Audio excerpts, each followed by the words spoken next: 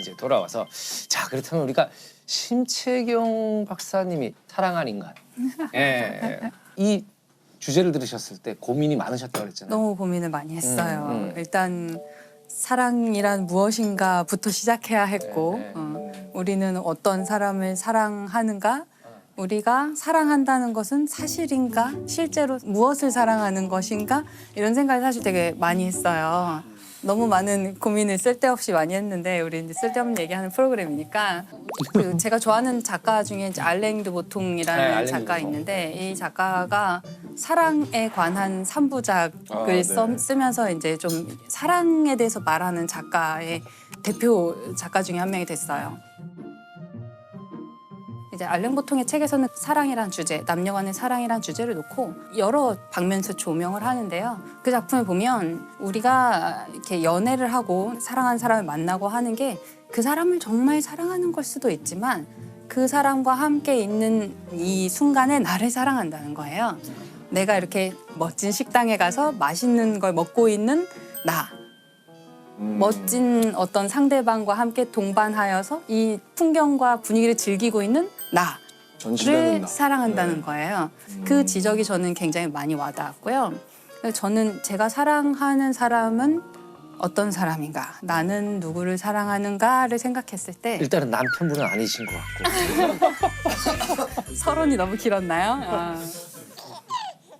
저는 전 것 같아요. 저는 일단 제가 제일 좋고 저를 제일 사랑하고 있고 다른 사람들을 볼 때 자기 자신을 잘 사랑하는 사람을 되게 좋아해요. 그렇죠. 자기 자신을 잘 사랑하고 있다는 거는 자기 자신의 모든 면을 잘 받아들이고 있고 네. 자기 자신에 대해서 잘 파악하고 있고 그런 사람이라고 생각을 해요. 제가 이제 대학원에 오고 싶어 하는 혹은 천문학자가 되고 싶어 하는 이제 후배들이 이제 저한테 가끔 고민 상담을 하러 올 때가 있는데 전 천문학 하고 싶은데 어떻게 하면 되나요? 아니면 자기는 과학자 되고 싶은데 수학과학을 잘 못해요. 물리 어려워요. 이런 식의 질문을 하러 와요. 제가 그 친구들한테 그걸 물어봐요. 직업 과학자가 되려면 사실은 대학원을 나올 수밖에 없고 박사 학위를 받는 게 거의 필수적이고 박사 학위를 받으면 그때 인생이 시작이 돼요.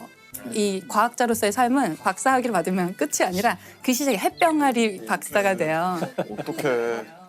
그러니까 그 과정, 그 라이센스를 따기 위해서 거의 20대의 거의 모든 시간을 대학원에서 보내야 돼요.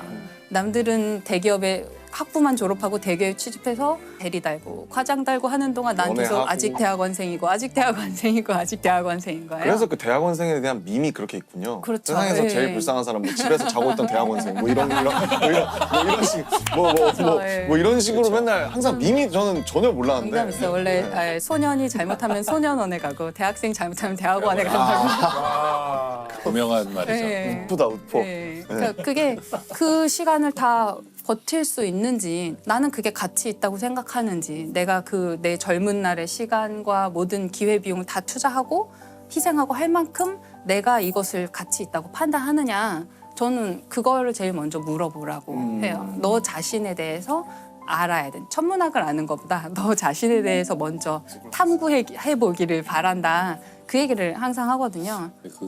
이게 자기를 아는 문제잖아요. 맞아요. 예. 근데 이게 맞아요. 철학적으로는 굉장히 어려운 문제거든요. 자기를 안다고 했을 때 첫째 문제는 자기란 무엇인가? 자기. 베이비. 나라는 것이 그러니까 불교에 그런 말이 있거든요. 나라고 할 만한 것이 없다는 사실이 있다. 이런 말이 있어요. 근데 아무튼 그게 좀 어려운 얘기지만 네. 나라는 것이 있나? 그러니까 왜냐하면 나라는 것이 자꾸 바뀌거든요. 맞아요. 근데 오늘은 내가 예를 들면 유튜버가 되고 싶은데 내일은 뭐. 가수가 되고 싶고 그럴 수 모레는 있죠. 또 누구의 걸 봤더니 영화 배우가 그렇죠. 되고 싶고 네. 인간은 자꾸 변하기 때문에 이 변하는 자아 중에 어떤 게 나냐 너무 어려운 문제죠. 맞아요. 근데 그러면 어떻게 진로를 선택하신 거예요? 이렇게 뭐 천문학자가 나는 저는 공부하는 거는 좋아했어요. 그러니까 똑똑하고 싶은 그 공부가 아니라 저는 약간 집착형 인간이거든요. 제가 뭐 하나 좋아하면 막 그거를 계속 하고 싶고 네. 내가 잘하느냐 못하느냐 별로 중요하지 않고 그냥 그걸 할 때가 재밌는 거예요. 그래서 만약에 영문학과를 갔어도 대학원 갔을 것 같고 생물학과를 갔어도 대학원 갔을 것 같고 그냥 저는 이런 삶을 좋아했었고 근데 그중에 이제 천문학이 된 거는 진로를 결정할 시기에 알게 되었던 몇몇 사람들이 이제 천문학이라는 길을 이제 보여줬던 거죠. 그래서 저한테는 대학원 생활하고 이제 지금 이 일을 정말 이 과정을 즐기고 있기 때문에 저는 제가 뭐 노벨상 받는 과학자가 아니어도 저는 그냥 오늘이 매일이 행복한 거거든요. 그러면은 저는 이제 제 자신을 잘 알고 네. 이 길에 왔다고 저는 생각을 해요. 지금 이렇게 진로를 결정하는 부분에 있어서도 굉장히 자기애가 느껴져요. 아 내가 공부하는 모습이 너무 좋고. 아, 네네 맞아요. 그거 자체가 그게 좋고. 가장 행복한 분의 전형이잖아요. 내가 정말 잘하는 건데 내가 좋아하는 거고 그것이 내가 직업으로 선택할 수 있고 이게 정말 행복한 거죠. 덕업일치라 그러죠. 그쵸, 네. 그쵸. 그래서 최근에 이제 재밌었던 거는 김연경 선수의 인터뷰. 김연경 선수. 네, 김연경 선수의 배구 선수, 인터뷰가 배구 선수. 저는 너무 마음에 와닿는 거예요. 그분의 인터뷰가 어떤 식이냐면 김연경 같은 선수는 100년에 한 번 나올까 말까 한 선수라고 생각하는데 정말 그렇게 생각하시나요? 물으면 그분은 네라고 대답하시는 거예요. 정말 그렇게 생각합니다. 정말 그렇게 생각합니다. 동의를 하기는 하죠. 당연히 돼도 나오기 쉽지는 않기는 하죠. 쉽지는 않긴 하는데. 그리고 뭐 팬들이 달아준 댓글 중에 제일 마음에 드는 거는 교회에는 성경, 절에는 불경, 배구는 김연경 이런 식의 이야기를 인터뷰에서 맞는 얘기니까. 네. 네. 근데 좀 맞는 얘기잖아요. 근거가 있는 네. 자신감이잖아요. 근데 그거를 정말 자기가 막 거들먹거리면서 얘기를 하면 너무 싫겠죠. 그렇죠, 너무 그렇죠. 그렇게 꼴 보기 싫은 게 없죠. 네. 나 잘난 척하는 건데 이분은 그거를 내가 잘난 척한다는 느낌이 전혀 들지 않고 나 열심히 했고 그래서 잘했고 그래서 난 내가 좋아를 너무 당당하게. 뛰고 싶다라고 이제 얘기도 많이 하고 하는데 그거는 그 사람들의 생각이고 제 생각이 중요한 것 같습니다. 제가 잘 결정할 수 있도록 하겠습니다. 그러니까 사실 너무 겸손한 것도 좀 이상하잖아요. 그렇죠, 막 사실. 우리나라는 너무 아무래도 겸손을 약간 뭐랄까 너무 이제 미덕으로 최고의 보니까. 미덕처럼. 또 그런 걸 볼 때 되게 김연경 선수의 그 자기 사랑이 너무나 건강한 모습이다. 아, 좋은 표현입니다. 되게 본받고 예, 싶다 예. 그런 생각 너무 많이 들어요. 아. 이게 자기 자신을 잘 사랑한다는 게 예를 들어서 내가 김연경인데 나는 오늘 최고의 점수를 득점 왕이 됐어. 그러니까 나를 사랑해가 아니거든요. 내가 잘못한 점도 있겠고 내가 부족했던 점도 있고 근데 그걸 그냥 잘 인정하는 거잖아요. 다 수용하고 어제 내가 잘못한 것도 그렇죠. 나고 오늘 실수했던 것도 나고 뭐 내일 부족한 점을 좀 메꿔서 내일 더 잘하려고 하는 것도 나고 그러다 또 실패하는 것도 나고 그걸 받아들이지 않으면 나의 멋진 모습, 예쁜 모습만 사랑하면 너무 허울만 있는 거죠. 너무 무너지기 쉬운 모래성 같은 거고요. 내가 못난 점도 있고 내 가장 발자크스러운 점을 내가 스스로 가장 잘 알지만 그래도 그런 나를 사랑하는 것이 굉장히 어려운 일이에요. 심채경 선생님은 자기 자신에 대한 사랑을 얘기하시잖아요. 자기애를 얘기하시는데 그러면 이제 심사위원 심채경, 선수 심채경, 자 도마 경기예요. 자 뛰어가다 탁 넘었어. 몇 점입니까? 10점 만점에. 제 자신이요? 네. 제 자신은 저는 10점입니다. 10점입니까? 네. 그러니까 멋있다. 그게 남이 평가하는 나는 5점이나 7점이나 네. 실격일 수도 있겠죠. 경기장 밖으로 넘어 떨어졌을 수도 있지만 그게 나라는 심사위원한테는 그게 내가 10점인 거죠. 의외로 굉장히 외윤의 극강의 캐릭터세요. 아니 아까 말씀드렸잖아요. 목소리 제일 작으신 분이 제일 그러니까 위너야. 실눈캐 같은 거죠, 약간. 근데 이게 사람이 좀 약간 행복해지는 게 되게 어려우면서도 어찌 보면 되게 단순한 게 가치 판단의 무게 중심이 내 안에 있으면 되거든요. 우리가 천체들도 보면 무게 중심이 그 천체 안에 있으면 얘는 안정적으로 존재할 수 있어요. 근데 이 천체가 다른 천체들과 주고받는 무게 중심이 이 천체 밖에 있으면 궤도가 계속 섭동이 되는 거예요.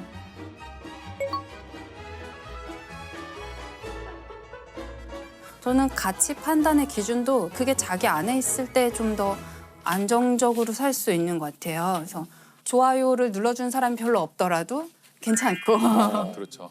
사실 그 지점인데 그 가치 판단의 무게 중심이 본인 안에 있기가 갈수록 힘들어지고 있어요. 그럴 수 있어요. 왜냐면 알고리즘이라는 것들이 계속 나에 대해서 데이터를 맞춰서 분석해주고 뭘 추천해주고 하는데 그거를 제가 좋아하는 내 색이라고 받아들이면서 사실은 비슷비슷한 테이스트나 비슷비슷한 색을 갖게 되는데 근데 나는 또 굉장히 내가 유니크한 무언가 뭐라고 생각을 하면서 사실은 끊임없이 그 알고리즘과 시스템의 영향을 계속 노출되는 세상이잖아요. 맞아요. 그래서 그 가치 판단의 무게 중심을 그 자기 안에 두는 게 사실은 연령이 저는 낮을수록 스마트폰에 친할수록 훨씬 더 어려워질 거라고 어려울 것 생각해요. 같아요. 네. 오히려 좀 혼란스러울 것 같아요. 그 SNS나 네, 네. 네, 아까 말씀하신 것처럼 자기 안에 있어야 된다고 그러는데 그 자기가 있느냐 이게 일단 문제고 이러면 오늘 녹화가 안 끝나요.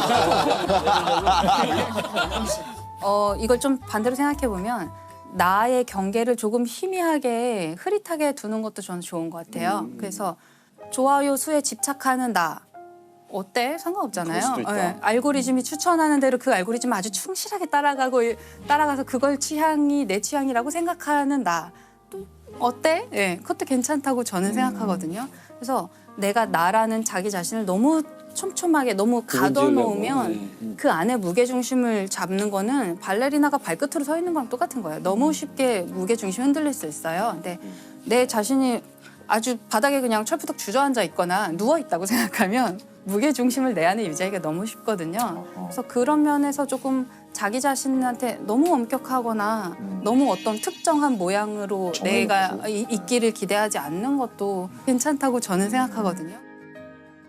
심채경 박사님께서 그 아일랜드 보통의 불안이라는 소설 네네. 언급을 하셨는데 다들 읽어보셨을 거 아니에요? 아니 저는 저 안 읽어봤는데. 보통 사람들 다 읽나 봐요. 네.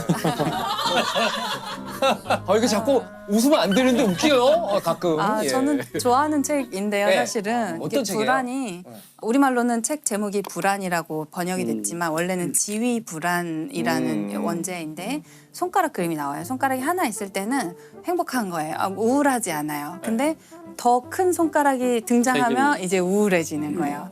이게 비교 대상이 나타나면 비교. 예, 나의 지위가 이제 불안해지는 흔들리니까. 거죠. 예. 그리고 현대 사회의 이런 지위 불안이 좀 더 심해진다는 거죠. 예전에 작은 마을에서 살고 있을 때는 그냥 웬만해도 다 비교 대상이 네, 별로 네, 없으니까 네. 내 이 정도면 잘생겼지 맞아요. 이러면서 네. 살아갈 수 있었는데 이제는 비교 대상이 전 소설. 세계로 네. 확대되고 소설이 진짜 큰 것 같아요. 네. 네. 그러니까 지위 불안이 심해졌죠. 청소년. 흔히 그런 건 이제 열등감, 그렇죠. 뭐 네, 열패감, 네. 뭐 네, 네. 이렇게. 이게 열등감과 열등감 콤플렉스는 다른 거예요. 네. 오. 열등감은 누구나 다 있죠. 네. 근데 나만 있는 걸로 생각하지만 그 열등감은 발전의 도약이 되죠. 아 그렇죠. 근데 이걸 인정 안 하는 게 열등감 콤플렉스예요. 아. 그러니까 작은 키가 큰 보폭으로 갖는다든지 오. 아, 네, 그런 사람이 어깨를 더 크게 움직이지 목소리를 더 크게 한다든지 이건 있는 그대로 받아들이지 않고 역으로 열등감 콤플렉스가 돼버린 거죠. 열등감 얘기를 해주시니까 이제 다시 김연경 선수의 이야기로 좀 돌아가고 싶은 네네네. 생각이 드는데요. 그렇죠. 김연경 선수에서 여기까지 왔어요. 맞아. 네, 그 김연경 선수가 그런 너무나 자신만만해 보이는 인터뷰 같은 거를 할 때 그 인터뷰가 거만하거나 오만해 그렇죠. 보이지 않는 그런 여러 가지 이유 중에 하나는 이분이 옛날에는 굉장히 키가 작은 선수였다고 그랬었다고요. 하더라고요. 예, 예. 초등학교 4학년 때인가 배구를 시작했는데 중학교 3학년 때까지 배구단에서 제일 작아서 계속 벤치에만 있는 거예요. 자기는 경기를 뛰고 싶지만 계속 벤치에 앉아 있고 뭐 그런데 그 상황이 되면 누구나 굉장히 열등감, 열패감에 사로잡힐 수 있죠. 나는 왜 못 뛰지? 나는 뭐가 부족해서 아니면 배구 그만둘까? 이런 고민을 분명히 했을 텐데 너무 재밌는 게 이분은 그 벤치에 앉아서 선수들의 플레이를 계속 봤다는 거예요. 계속 관찰을 해서 이런 플레이를 하면 이런 결과가 나왔고 저기서 저 선수들이 어떻게 뛰었더니 이런 좋은 세트 플레이가 나왔고 이런 거를 계속 관찰할 수 있는 되게 좋은 기회로 삼았던 거예요. 벤치에서 마치 감독이나 코치가 된 것처럼 몇 년을 배구 경기를 열심히 관찰했기 때문에 나중에 본인이 정말 키가 훌쩍 자라서 본인이 직접 플레이를 하게 되었을 때는 이 배구 경기장의 흐름을 너무나 잘 아는 선수가 된 거죠. 그럼 박사님은 뭔가 그렇게 그 김연경 선수님의 작았던 키처럼 뭔가 이렇게 벽 앞에 막혔다라고 느꼈을 때 어떻게 극복하셨는지 그런 케이스가 오. 있으신지. 벤치에 앉아 있었던 경우. 그렇죠. 저는 대학에 처음 들어왔을 때가 좀 어려운 시기였어요. 근데 제가 망원경을 직접 본 적이 한 번도 없는 상태였어요. 저는 아. 그냥 과에는 뭐 중학교 때부터 자기가 렌즈를 직접 깎아서 망원경을 만들어 본 장인이 사람. 있어, 장인이. 네. 갈릴레오 지대도 아니고.